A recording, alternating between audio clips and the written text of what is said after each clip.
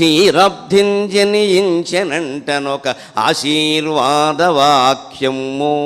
విస్ఫారత్ఫేన నికుంజ పుంజముల నా భాగ్యంబుగా క్షీరాబ్ధింజనించెనంట ఒక ఆశీర్వాదవాక్యము విస్ఫారత్ఫేన నికుంజ పుంజముల నా భాగ్యంబుగా దాని నోరారంభించెదను అమ్మయంచు క్షీరబ్ధింజనించెనంటనొక ఆశీర్వాదవాక్యము విస్ఫారత్ఫేన నికుంజ పుంజముల నా భాగ్యంబుగా దాని నోరారంభించెదనమ్మయంచు దాని నోరారంభించెదనమ్మయంచు కవితా హయ్యంగ వీనమ్మును ఆ క్షీరద్వాదశి నాకు సంగెను కవితా హయ్యంగ వీనమ్మును ఆ క్షీరద్వాదశి నాకు సంగెను హరిశ్రీ దృక్ప్రసాదంబుగన్ ఆ క్షీరద్వాదశి నాకు సంగెను హరిశ్రీ దృక్ప్రసాదంబుగన్. మా అమ్మగారు క్షీరాబ్ది ద్వాదశి నాడు జన్మించారు. అందుకని నాకు దైవభక్తి వచ్చింది. మా నాన్నగారు ఆగస్టు 15 జన్మించారు. అందుకని దేశభక్తి కూడా వచ్చింది. రమణ మహర్షి గురించి చెప్పాలంటే ఎవరు సాటి వస్తారు? రాముడు సాటి రాడు, నికరమ్ముగ కృష్ణుడు కూడా సాటి రాడు. రాముడు సాటి రాడు, నికరమ్ముగ కృష్ణుడు కూడా సాటి రాడు. ఈ ముని కన్నులందు కనిపించడి వెలుగు కణమ్ములందు సౌదామని ఓలెతోచు వసుధాతలమంత రాముడు సాటి రాడు, నికరమ్ముగ కృష్ణుడు కూడా సాటి రాడు. ఈ ముని కన్నులందు కనిపించడి వెలుగు కణమ్ములందు సౌదామని ఓలెతోచు వసుధాతలమంత సమస్త తత్వశాస్త్రామృతధార సమస్త తత్వశాస్త్రామృతధార నేడు రమణాయనమై ప్రవహించుమాకడన్. సమస్త తత్వశాస్త్రామృతధార నేడు రమణాయనమై ప్రవహించుమాకడన్. రాముడు కృష్ణుడు కూడా రమణ మహర్షితో సాటిరారు అని నేను ఎందుకంటున్నాను అంటే, త్రేతాయుగంలోనూ ధర్మస్థాపన చేయడానికి రాముడికి, ద్వాపర యుగంలో ధర్మ సంస్థాపన చేయడానికి కృష్ణుడికి చాలా కాలం పట్టింది. చాలా శ్రమపడ్డారు. అందులో ఎన్నో మాయలు చేయాల్సి వచ్చింది, వ్యూహాలు పన్నవలసి వచ్చింది. కౌరవ పాండవ యుద్ధంలో పాండవులు గెలవడం అనేది అంత తేలిగ్గా జరగలేదు. భీష్మ వధలో, ద్రోణ వధలో, దుర్యోధనుని యొక్క వధలో, కర్ణుని యొక్క వధలో అన్నింట్లోనూ మనకి రకరకాల సందేహాలు ఉన్నాయి. ఇది ధర్మమేనా, ఇది ధర్మమేనా? కానీ ద్వాపర యుగం కాబట్టి పరమాత్మకు తప్పలేదు. ఎప్పుడూ ధర్మాలు యుగాన్ని బట్టి ఉంటాయి. యుగం అంటే పరిస్థితులు, కంగారు పడక్కల పరిస్థితులు. ధర్మాధర్మంలో ఏది ధర్మమో నిర్ణయించాలంటే శాస్త్రాలు నిర్ణయించవు, చట్టాలు కూడా నిర్ణయించవు, కొంతవరకు సహకరిస్తాయి. ఎప్పుడూ ధర్మాన్ని పరిస్థితులు నిర్ణయిస్తాయి. ఆ పరిస్థితుల్లో ఏది ధర్మమో మనకున్న శాస్త్రజ్ఞానంతో, మనకున్న చట్టాల సంబంధమైన పరిజ్ఞానంతో మనమే నిర్ణయించుకోవాలి, మన బుద్ధి విచక్షణతో. దానికి బాధ్యత వహించాలి. అందుకే రాముడు పొరపాటును కూడా ఎవరిని యోధుల్ని చంపడంలో ఎక్కడా అక్రమ పద్ధతులు అవలంబించలేదు. రామాయణంలో సూటిగానే ధాటిగానే చేశాడు. అని కూడా అక్కడ అలాగే ఉండేది. ఎందుకంటే రావణాసురుడు కూడా అటువంటి పనులు ఏం చెయ్యాలి. కానీ ద్వాపర యుగంలో పరిస్థితులు మారిపోయినాయి. అందుకని కృష్ణుడు అనేక రకాల వ్యూహాలు పన్నవలసి వచ్చింది. అబద్ధం ఆడించి ఒకరిని చంపవలసి వచ్చింది. కింద భూమిలో కూరుకుపోయినటువంటి రథాన్ని పైకి తీసుకుంటుంటే ఒకరిని చంపవలసి వచ్చింది. ఇంత యాతన పడితే కానీ ధర్మ సంస్థాపన త్రేతాయుగంలో రాముని వల్ల, ద్వాపర యుగంలో కృష్ణుని వల్ల రాణి రమణ మహర్షి 1879లో పుట్టింది మొదలు 96, 97 ప్రాంతాల్లో అరుణాచలంలో ప్రవేశించింది మొదలు 1950లో ఆయన 50 ఏప్రిల్ 14వ తేదీ రాత్రి 8:47 ఆయన పరమపరించే వరకు, మొత్తం విశ్వాత్ముడై వెలుగొందే వరకు కేవలం మౌనంతో ఆ ధర్మ సంస్థాపన చేయగలిగారు. కేవలం మౌనంతో. ఎంత వారిని ఎవరిని సంస్కరించాలన్నా నీ మౌనమే దానికి సమాధానం. నువ్వు మౌనంతో నువ్వు చేసే ధ్యానం చేస్తూ ఉంటే జ్ఞాని అయిన వాడు ఉన్న చోట ఒక తేజస్సు పుడుతుంది. ఆ తేజస్సు సంస్కరిస్తుంది. అంతగా సంస్కరింపబడకపోతే వారి కర్మ, వారు ఇంకా ఏదో అనుభవించాల్సింది ఉందన్నమాట, ప్రారబ్ధ కర్మ. అది తప్పదు కదా. జరగవలసినది ఎందరు ఆపినను జరుగుచునే ఉండును, జరగకూడనది ఎందరు ఎంత ప్రయత్నించను జరగదు. కావున మౌనముగా ఉండుట ఏ శ్రేయస్కరము అని చెప్పారు. ఆ మౌనాన్ని ఆయన పాటించి లోకాన్ని మొత్తాన్ని ఎంతగా సంస్కరించారో ఇప్పుడిక్కడ హాజరైన వాళ్ళు కాదు, ప్రతిరోజు ఇక్కడికి వస్తున్నటువంటి కొన్ని లక్షల మంది జనమే సమాధానం దానికి ప్రత్యక్ష సాక్ష్యం. ఒక్క మనిషి, ఒక్క యోగి మౌనంతో ఇంత ప్రపంచాన్ని మార్చగలడనే చరిత్ర బహుశా భారతదేశ చరిత్రలోనే ఉంటుంది. ఇది భారతదేశ చరిత్రలోనే ఉంటుంది. అందుకోసం మనం భారతీయులుగా చాలా గర్వించాలి. అందుకని అంటున్నాను నేను, రాముడు సాటి రాడు నికరమ్ముగా కృష్ణుడు కూడా సాటి రాడు, ఈ ముని కన్నులందు కనిపించడి వెలుగు కణమ్ములందు. ఆయన కళ్ళల్లోకి చూడండి. రమణ మహర్షి ధ్యానం యొక్క ప్రత్యేకత ఏమిటి అంటే ఆయన కళ్ళు మూసుకుని ధ్యానం చేసిన సందర్భాలు చాలా తక్కువ, కళ్ళు మూసుకుని ఉన్న సందర్భాలు కూడా చాలా తక్కువ. ఆయన మంచం మీద పడుకున్నా సరే మనం పడుకున్నట్టుగా వెళ్ళకిలా ఎప్పుడు పడుకోరు. ఓ శ్రీమన్నారాయణమూర్తి ఆదిశేషుడి మీద చేయనించినట్టే ఇలా పడుకుంటాడు ఆయన. ఈ తల కింద ఇలా చేయబెట్టుకుని ఎలా పడుకుంటారు ఆయన సహజ భంగిమ అదే. నేనంతా చూస్తూనే ఉన్నాను, నేను పడుకోవడం ఏమిటి అన్నట్టుగా. అందులో ఉద్దేశం ఏమిటి అంటే ఆ ముని కన్నులందు కనిపించడి వెలుగు కణమ్ములందు. ఆ చిత్రపటాన్ని చూసినా విగ్రహాన్ని చూసినా మనం ఆ కళ్ళల్లో వెలుగు కేసి ఒక్కసారి చూడాలి. ఆ వెలుగు కణాల కేసి చూస్తే మనకి వెంటనే ఏమనిపిస్తుందంటే జీవితం ఎంత తేలిక, ప్రపంచం ఇంత మిథ్య, దీనికోసమా మనం ఎంత తాపత్రయపడుతున్నది. అన్నదమ్ములు, అక్క చెల్లెళ్ళు, భార్యాభర్తలు, బంధుమిత్రులనే ప్రమేయం లేకుండా కొట్టుకు చచ్చిపోతున్నామే. జీవితం అంతా అరెకరం పొలం కోసం ఇన్నేళ్లు తగలబెట్టేసుకుంటున్నాం జీవితాన్ని. ఇన్ని కోర్టుల చుట్టూ దొరుకుతున్నాం, ఎంతమందితో నానాయాతనలు పెట్టుకుంటున్నాం. ఇంత అవసరమా అని ఒక్కసారి ఆ కన్నుల్లో కాంతి చూడగానే మనలో గుండెల్లోకి ప్రసరించిన కాంతి ఒక్క మార్పు తీసుకొస్తుంది. అప్పుడు సౌదామనివోలెతో వసుధాతలమంతా, ఈ భూమండలం అంతా కూడా ఒక మెరుపు తీగలా కనపడుతుంది. మెరుపు తీగ క్షణం ఉంటుంది, మాయం అవుతుంది.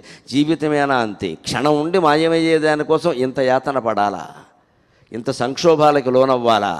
మనసును గట్టగలేకనే పరుల కొంపలు ముంచుటల్ మునుగుటల్ అని సాగరఘోష కావ్యంలో రాశాను నేను. ఇంతగా మనం మునిగినా వాళ్ళ కొంప ముంచినా ఎందుకు చేస్తామంటే మనస్సుని నిగ్రహించుకోలేక.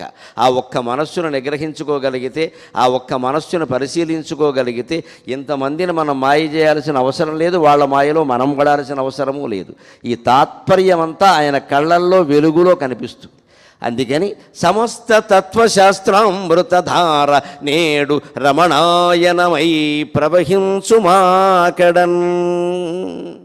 4 వేదాలు, 6 శాస్త్రాలు, 108 ఉపనిషత్తులు, 18 పురాణాలు, 54 ఉపపురాణాలు, రామాయణ భారతాది ఇతిహాసాలు, ఒక 100 సంస్కృత కావ్యాలు, ఇంకో 100 తమిళ తెలుగు కావ్యాలు కలిపిన సారం ఏదైనా ఉంటే అది మహర్షి యొక్క తపస్సే. అది రమణాయనమై, రామాయణం బదులుగా రమణాయనమై మన కళ్ళ ముందు ప్రవహిస్తూ ఉంది ఒక మహానదిలాగా. దాన్ని వీలైనంత ఆస్వాదించే ప్రయత్నం చేద్దాం. ఎందుకు మనం సత్యాన్ని కనుక్కోలేకపోతున్నాం? ఎప్పుడూ సత్యాన్ని కనుక్కునే విషయంలో మనం విఫలం ఎందుకు అవుతున్నాం అంటే చిన్న ఉదాహరణ. మన కళ్ళతో అందరినీ చూడగలం, కానీ మన కళ్ళతో మన కంటిని మనం చూసుకోలేం. ఇదే కారణం. ఇది రమణ మహర్షి చెప్పింది. మన కళ్ళతో అందరినీ మనం చూడగలం, కానీ మన కళ్ళతో మనల్ని మనం చూసుకోలేం. దానికి అద్దం ఒకటి కావాలి, కానీ నీళ్ళైనా కావాలి, ఏదో కావాలి, లేకపోతే చూసుకోలేం. ఆ అద్దంతో సహాయంతో చూసుకున్నా కూడా మన కళ్ళు నిజంగానే అద్దంలో ఉన్నట్టే ఉన్నాయని చెప్పలేం. అద్దం మసిబారిపోయి ఉంటే మన కళ్ళు కూడా మసిబారిపోయి కనిపిస్తాయి. అందుకనే మనల్ని మనం కనుక్కోలేం. ఆ సత్యం ఎవరంటే మనమే. నేను నేను నేను అది ఏదైతే స్ఫురిస్తూ ఉందో అదే సత్యం. అది మనకి ఎందుకు కనపడడం లేదు అంటే అది మనమే కాబట్టి. ఉయ్యాల్లో పిల్లాడిని ఎట్టుకుని ఊరంతా వెతికిందట అని తెలుగులో సామెత ఉంది. ఉయ్యాల్లోనే ఉంది పిల్లాడు. అంతవరకు పోవక్కల్లా ఆధునిక కాలంలో మనం కూడా చూస్తాం. ఒక్కోసారి కళ్ళజోడు కోసం వెతుకుతామండి, అరగంట వెతుకుతాం, కనపడదు. ఎందుకంటే అది మన కళ్ళకే ఉంది. చాలామందికి అనుభవంలో ఉన్న విషయం ఇది. కళ్ళజోడు కోసం వెతుకుతాం, చివరికి భార్యో భర్తో ఉండి అదేమిటి నీ కళ్ళకే ఉంది కదా అంట, ఏమిటో మర్చిపోయా ఉంటాం. ఇలాగే ఉంటుంది. అది అర్థమైతే ఇది అర్థమవుతుంది. ఎందుకు మనకి సత్యం కనపడడం లేదు? మనమే అయి ఉండి కూడా కనపడడం లేదు. మనకు అడ్డంగా ఒకటి ఉంది. ఏమిటది? చేరగనీక సూర్యుని అరచేతిలోన అరచేతులు గప్పిన ఎట్లు చేరగనీక సూర్యుని అరచేతులు గప్పిన ఎట్లు కారణమైన తత్వమును కప్పుచునున్నది విశ్వమన్న బంగారపు మూత యొక్కటి. చేరగనీక సూర్యుని అరచేతులు గప్పిన ఎట్లు కారణమైన తత్వమును కప్పుచునున్నది విశ్వమన్న బంగారపు మూత యొక్కటి. నిగారములంగని మోసపోకుమా నిగారములంగని మోసపోకుమా సారమిరుంగుమా విమల సత్యముగాంచుటకై తపించుమా. చిన్న ఉదాహరణ, సూర్యుడు ప్రచండంగా వెలుగుతున్నాడు. కొన్ని కోట్ల మైళ్ళ దూరంలో ఉన్నటువంటి సూర్యుడు భూమండలాన్నంతా ప్రకాశింపజేస్తున్నాడు. భూమికి తనకి మధ్యలో ఉన్న అంతరిక్షాన్నంతటినీ ప్రకాశింపజేస్తున్నాడు. కానీ ఒక్క అరచేతిని అడ్డం పెట్టుకుంటే మనకు సూర్యుడు కనబడ్డంలా. అరచేతితో సూర్యకాంతిని ఆపేసేంత గొప్పవాళ్ళమండి మనం. సూర్యకాంతి ఎక్కడా ఆగలేదు, మన మీద మాత్రమే పడలేదు. కారణం ఏమిటంటే మనం అరచేయి అడ్డం పెట్టుకున్నాం. అది మన కర్మ, లేదు అవసరం కూడా కావచ్చు, కర్మ కావచ్చు, ఏదైనా కానీ. అంటే మన వరకు ఎంత జ్ఞానమైనా మనకి సోకకుండా మనం చేసుకోగలం, మనం మహానుభావులం. అందుకే తెలుగులో మానవుల్ని దేవాంతకులు అంటారు. దేవుని చేతి దేవాంతకులం. శుభ్రంగా ఒక మహర్షి, రమణ మహర్షి లాంటి వాడు పుట్టి జీవితం అంతా తొడ చర్మం నేలకు అతుక్కుపోయేలాగా పాతాళ గుహలో శివలింగం దగ్గర కూర్చుని అక్కడ కీటకాలు క్రిములు ఎన్ని కరిచేస్తున్నా సరే రోజుల తరబడి నెలల తరబడి కరవకుండా తపస్సు చేసి మహాజ్ఞానాన్ని మనకు ధారపోస్తే అదంతా వదిలేసి మనం కొండ చుట్టూ తిరిగి మనవరాలకి వెళ్ళే వాళ్ళని మొక్కుకుంటాం. ఇంతకంటే అజ్ఞానం ఇంకోటి లేదు. నీ మనవరాలు పెళ్లి కోసం ఆయన తపస్సు చేయలే. ఇక్కడ ఇది అర్థమైతే చాలా అర్థం అవుతాయి. మనకి ఎందుకు సత్యం కనపడదు అంటే కనపడనీయకుండా మనమే చేసుకుంటున్నాం. సత్యాన్ని కూడా కనపడనీయకుండా చేసేంత గొప్పవాళ్ళమంటే గొప్పవాళ్ళవే. సత్యం కనపడకపోవడం కాదు, నీకు కనపడడం లేదు. తరగతిలో అందరికీ పాఠం అర్థమైంది. 30 మంది విద్యార్థుల్లో ఒక 5-6గురికి అర్థం కావలేదంటే వాళ్ళ లోపమా, ఉపాధ్యాయుల లోపమా? ఉపాధ్యాయుల లోపం అయితే ఎవరికీ అర్థం కావద్దు.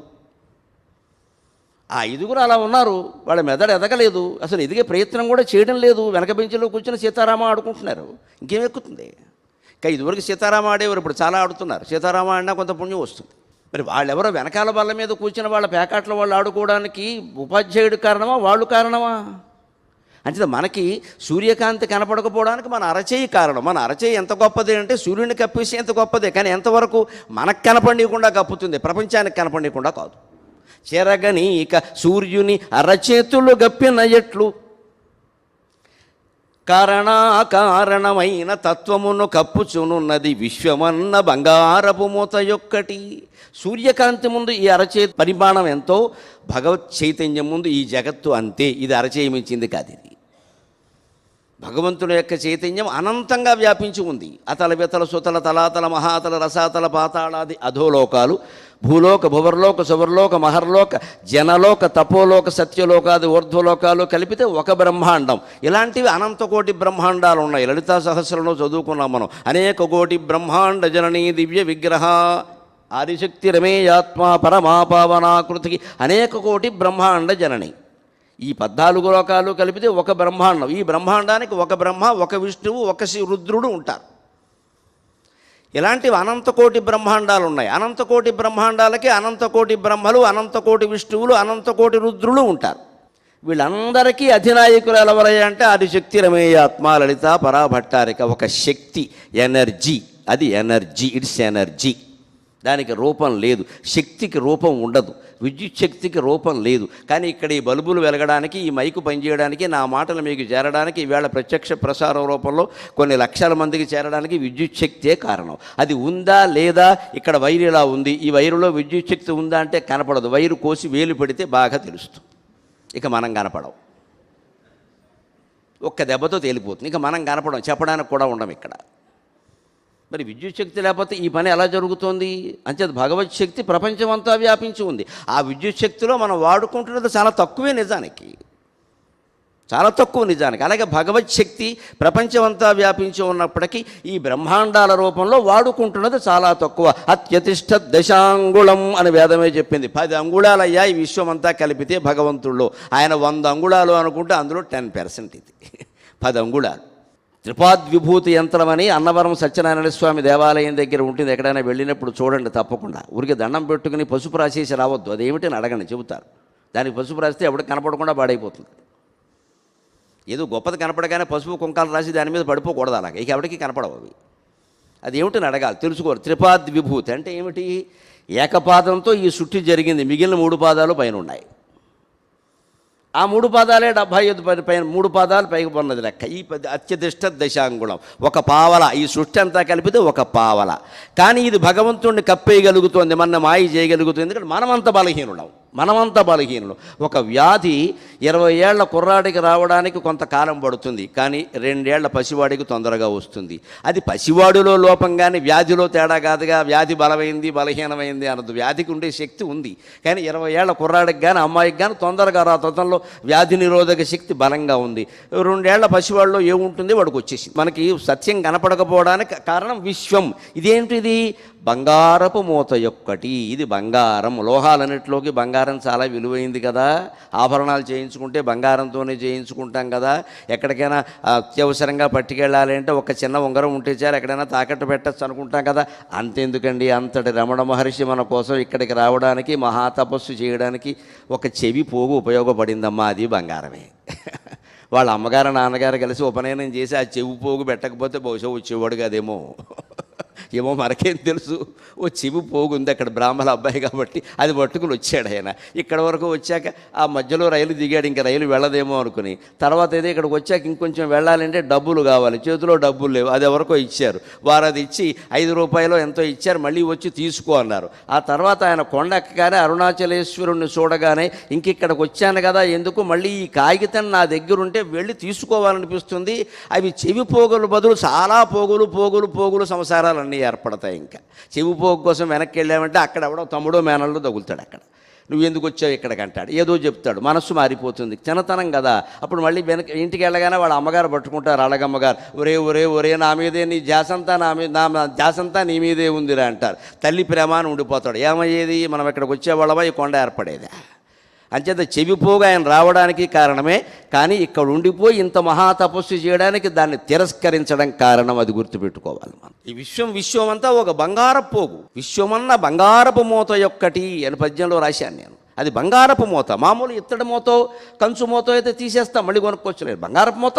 అందుకని విశ్వం బంగారపు మూత. అనేక రకాల ఆకర్షణలు ఉన్నాయి ఇందులో. కామవాంఛలు ఉన్నాయి, అనేక రకాల లోభాలు ఉన్నాయి, డబ్బు ఉంది, కోరికలు ఉన్నాయి, అనేక రకాలు ఉన్నాయి. సుందరమైన ప్రకృతి ఉంది. ఆ ప్రకృతిని అంతా సొంతం చేసుకోవాలని నీ మనస్సు కాంక్షిస్తే అందులో వలలో పడతావు, కాంక్షించకపోతే పడవు. ఇప్పుడు కాంక్షించకపోవడం అనేది నీ చేతుల్లో ఉంది, కానీ ప్రకృతి చేతుల్లో లేదు. చాలామంది పాపం మోసపోయినప్పుడు అంటూ ఉంటారు, ఒక బలహీన క్షణంలో నేను మోసపోయాను. ఆ క్షణం బలహీనం కాదయ్యా, నువ్వే ఆ క్షణంలో బలహీనమయ్యో. క్షణం చాలా బలవత్తరం. నేను ఒక బలహీన క్షణంలో మోసపోయా అంటే ఆ బలహీన క్షణం మీదకి తోసేయడం వ్యవహారాన్ని కుదరదు. అలాగా ఆ క్షణం చాలా బలవత్తరం కాబట్టే మోసపోయాం మనం. అది బలహీన క్షణం అంటే ఎలాగా? ఆ క్షణంలో నేను బలహీనమయ్యానని చెప్పాలి. అబ్బే ఒప్పుకోమండి, మన మాటలన్నీ ఇంతే. రైలు ఎక్కుతాం, విజయవాడ స్టేషన్ వస్తుంది, విజయవాడ స్టేషన్ వచ్చింది, విజయవాడ స్టేషన్ వచ్చి ఇంతకంటే పచ్చి అబద్ధం ఇంకోట్లేదు. విజయవాడ స్టేషన్ ఎక్కడికి రాదు, అది జడ పదార్థం. అప్పటి నుంచి ఇప్పటికి వరకు అలాగే ఉంది. విజయవాడ స్టేషన్కి మనం వచ్చాం, ఏం మాట్లాడుతున్నామండి అర్థం లేకుండా. ప్రతిదీ అబద్ధమే. అందుకే మనకి సత్యం కనపడవు. విజయవాడ స్టేషన్ రావడం ఏంటి బుర్రలేని మాట. ఎవడొస్తాడో విజయవాడ స్టేషన్కి మనుషులు వస్తారు. స్టేషన్ వస్తుందా? స్టేషన్ వచ్చింది అంటే కర్త ఎవరు? తెలుగు మాస్టర్ ఉంటే తప్పట్టుకుంటాడు, కర్త తప్పురు అబ్బాయి. స్టేషన్ ఎక్కడికి రాదు కదా, అది ప్లాట్ఫారం, అది జడ పదార్థం. అక్కడికి వచ్చాం. కానీ ఇన్ని కోట్ల మంది అనేక స్టేషన్లో దిగుతూ ఉన్నాం.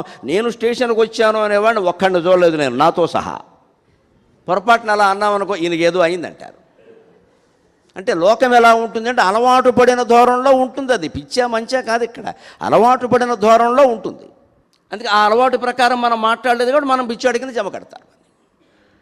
అంతేకాని అది నిజం కాదు. విజయవాడ స్టేషన్ ఎక్కడికి రాదు, ఏ స్టేషన్ ఎక్కడికి రాదు, మనమే ఎక్కడికి ఎడుతూ ఉంటాం కదా. ఇలా మనం తిరగేసి మాట్లాడుతూ ఉంటాం. ఇక్కడ బలహీన క్షణంలో మోసపడడం ఏంటి? ఆ క్షణం బలహీనం కాదు, మనమే బలహీనం. అంచేది ప్రతి క్షణంలోనూ బలంగా ఉండేలా మన మనస్సును మనం నిగ్రహించుకోవాలి. కానీ ఆ క్షణాలని, ముహూర్తాలని, ప్రయాణాలని తిట్టుకుంటూ కూర్చోవడం తప్పు. మనకి ఏదైనా జరిగిందంటే లేచిన వేళ మంచిది కాదు, లేచిన వేళ అన్నీ మంచిదే. నువ్వు తప్పు డ్రైవింగ్ చేసేవు, అది చూసుకోరాదా?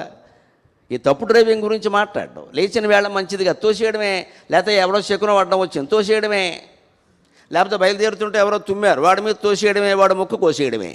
అంతేకాని మనం సరిగ్గా ప్రయాణం చేయాలి కదా, మన జాగ్రత్తలు మనం తీసుకోవాలి కదా. ఇలాగ విశ్వం అనేటువంటి బంగారపు మూత మనల్ని మోసం చేస్తుంది, మనం బలహీనులం కాబట్టి. దాని గొప్పతనం ఏం లేదు అక్కడ. మరి అదే విశ్వం, ఇన్ని ఆకర్షణలు కలిగిన విశ్వం, ఇన్ని రకాల లోహాలు కలిగిన విశ్వం, నవరత్నాలు కలిగిన విశ్వం, నవగ్రహాలు కలిగిన విశ్వం, నవధాన్యాలు కలిగిన విశ్వం రమణ మహర్షిని మోసం చేయలేకపోయింది, కించిత్తు కూడా మోసం చేయలేకపోయింది.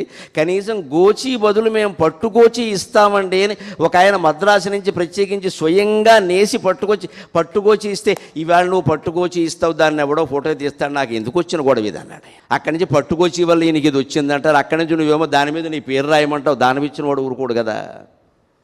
నీ పేరు రాయమంటావు, నేను ఇచ్చానని తెలవాలంటావు. ఒక ఆయన ఫ్యాన్ దానం ఇచ్చాట, తర్వాత చూశాట ఫ్యాన్ తిరుగుతోంది, ఆయన పేరు కనపట్ల, అందుకని ఫ్యాన్ రెక్కల మీద పేరు రాశాట, పేరు కనపట్ల, అందుకని ఫ్యాన్ తిప్పడానికి వీల్లేదన్నట్ట. మరి ఇంకెందుకు ఇచ్చావు? అదంతే. నా పేరు కనపడాలంటే ఫ్యాన్ తిరగద్దు, నేను ఇచ్చాను కదా అంటే ఈయనకి పేరు కనపడడం ముఖ్యం, ఫ్యాన్ తిరగడం ముఖ్యం కాదు ఎక్కడ. అందుకని దాన్ని తిరస్కరించాడు ఆయన. ఇది విశ్వం కప్పేస్తున్న మోసాల నుంచి మనం తప్పించుకోవడం అంటే మన మనస్సు దృఢంగా ఉంటే చాలండి. అందుకోసం అవసరమైతే కఠినంగా మాట్లాడాల్సి వస్తుంది, కఠినంగా చూడాల్సి వస్తుంది. తప్పేం లేదు. రాక్షసాకర్షణ నుంచి మనం బయటపడాలంటే అమ్మవారిలాగా దుర్గా అవతారం ఎత్తవలసింది అనమ్మా. ఎప్పుడూ శాంతమూర్తిగా ఉంటానంటే అందరూ మన నెత్తిమి ఎక్కుతారు వచ్చి ఇక్కడ ఎక్కుతారు వచ్చి ఇక్కడ. ఒక్కసారి కంటు చూపు దగ్ధం అయిపోయేలా ఉండాలి. నా దగ్గరికి రావద్దు అంతే.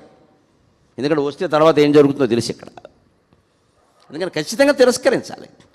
అలాగే విశ్వం అనే బంగారపు మూత మనని మూసేస్తుంది, మనని మోసగిస్తోంది, భగవంతుడిని కనపడనీయకుండా చేస్తుంది. ఆ భగవంతుడు కూడా వేరుగా లేడు, మనమే నేను నేను నేను అని ఏది లోపల స్ఫురిస్తుందో, స్త్రీలింగం కాదు, పుల్లింగం కాదు, నపుంసకలింగం కాదు, దానికి కులం లేదు, మతం లేదు, ప్రాంతం లేదు, ఈ జీవనలేం ఆ జీవనలేం, అందరి జీవులకి లోపల పేరు నేనే. అంచేది మొత్తం జీవులన్నిటికీ పేరు ఏదైనా ఉంటే నేను అనేది అసలైన పేరు. దేవుడి పేరు కూడా నేనే, ఇంకో పేరు లేదు. ఏ పేరు పెట్టినా అది పరిమితమే. దేవుడికి అసలైన పేరు ఏది, జీవుడికి అసలైన పేరు ఏది అంటే నేను అనేది తెలుగులో సర్వనామం. తెలుగు పాఠం చెప్పేటప్పుడు మనకేమంటారు? నామవాచకానికి బదులుగా వాడేబడితే సర్వనామం అంటారు. ఇప్పుడు వేదాంతంలో ఏమర్థమైంది? నేను అనే సర్వనామానికి బదులుగా గరికపాటి నరసింహరావుని వాడుతున్నాం. అసలు దీని పేరు నేనే, ఇంకేం లేదు అక్కడ. గరికపాటి నరసింహరావు అనేది మీకు తెలియాలి కాబట్టి ఇంకొకరు మాట్లాడితే వారి పేరు చెబుతారు. అంటే సర్వనామానికి బదులుగా నామవాచకాన్ని వాడుతాం వేదాంతంలో. వ్యాకరణంలో నామవాచకానికి బదులుగా సర్వనామాన్ని వాడతాం. ఈ చిన్న కిటుకు అర్థమైతే వేదాంతం అంతా అర్థమవుతుంది. దాన్ని కనిపెట్టాలంటే, ఆ మోసాల పాలపడకుండా ఉండాలంటే, సత్యాన్ని కనుగొనాలంటే ఏం చేయాలయ్యా? సారమెరుంగుమా నిగారములెంగని మోసపోకుమా. ఓ బంగారపు ఆభరణం షాపింగ్ మాల్లోకి వెళ్ళగానే, జ్యువెలరీ షాపులోకి వెళ్ళగానే అక్కడ కనపడింది మనకి. వెంటనే మనకి ఏమనిపిస్తుంది? అన్నీ ఉన్నాయి కానీ ఇది ఒక్కటి లేదు. ఇప్పుడు కొంపలు అంటుకుపోయి ఇది ఒక్కటి లేకపోతే, ఈ మోడల్ లేదు, అది ఆ మోడల్లో డల్ కూడా ఉంది, మనం గ్రహించాలి. ఆ మోడల్ వేయగానే మళ్ళీ డల్ అవుతాం, ఎందుకంటే కొత్త మోడల్ వస్తుంది, అందులో కూడా డల్ ఉంది. ప్రతి మోడల్లో డల్ ఉంది. ఈ మోడల్స్ అన్నీ వదిలేస్తే మనం డల్ కాకుండా ఉంటాం. వెంటనే దానికోసం అప్పు చేస్తాం. పైగా ఇవాళ కర్మ ఏమిటంటే ఏమి ఎవరి దగ్గర బయట అప్పు చేయక్కల, అన్నీ ఈఎంఐలే. పైగా మనకి వెంటనే నీకు ఈ కాంక్ష పుట్టగానే ఆ షాపు వాడు ఎవరికో సందేశం పంపిస్తాడు, వాడు మనకు యాప్ పంపిస్తాడు, ఊపని, నీకు డబ్బులు ఇస్తాను తీసుకో, నువ్వు నాశనం అయిపో. నీకు డబ్బులు ఇస్తాను తీసుకో, నువ్వు నాశనం అయిపో. ముందు సంపద, తర్వాత సంతాపం. అందుకని వెంటనే తీసుకుంటాం మనం. ₹1,00,000 అయినా ఇప్పుడు 10,000 ఇస్తే చాటు. 90,000 ఎవరిస్తారు? మీ ఆడపడుచా, మీ మరదలు నువ్వే ఇయ్యాలమ్మా. 90,000 ఎవరిస్తారు? అక్కడి నుంచి దానికి ఈఎంఐ పడుతుంది, నెలకో 10,000 ఇదోడు చేరింది ఇక్కడ, అదో బరువు అయింది ఇక్కడ. ఇదే నిగారములను కానీ మోసపోకుమా. ఆ నగ కనపడగానే ఇంతకంటే గొప్పవేవో నాకు ఉన్నాయి కదా, అయినా నాకు వాటి గురించిన స్తోమత లేదు కదా, అయినా నగలను బట్టి మనుషులు గౌరవిస్తారా? పైగా నగలు ఉంటే ప్రమాదం, పట్టుకెళ్ళిపోతారు కూడా ఎవరైనా. ఏ నగలు లేకపోతే సుఖంగా ఉంటాం. ఒక చెవిరింగే బరువు అయిపోయి తీసేసాడు ఆయన, మనం ఇంకెన్ని తీసేయాలి ఇక్కడ? ఇది నిగారములను కానీ మోసపోకుమా. సారమెరుంగుమా విమల సత్యముగాంచుడకై తపించుమా. ఆ విమల సత్యాన్ని చూడడం కోసం నిర్మలమైన తపస్సు చెయ్యాలి.